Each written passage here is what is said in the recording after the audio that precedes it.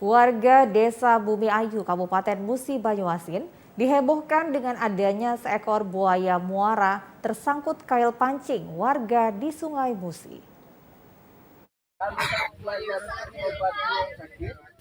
Seekor buaya muara berukuran besar sepanjang 2 meter tersangkut kail pancing milik warga Desa Bumi Ayu, Kecamatan Lawang Wetan, berasal dari seorang warga saat memancing di Sungai Musi yang berhasil menangkap sesuatu.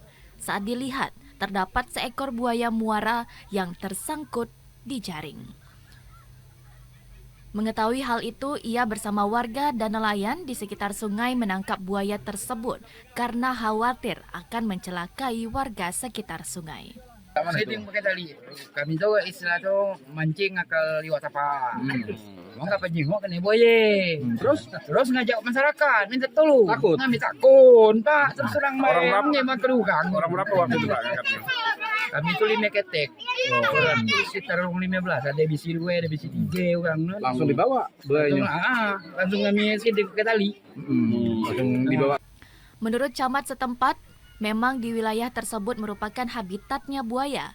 Hal itu diketahui karena banyaknya pengakuan dari sejumlah nelayan di desa tersebut yang sering melihat penampakan buaya di areal perairan Sungai Musi di desa itu. Beliau sangat terkejut karena yang didapat itu adalah buaya.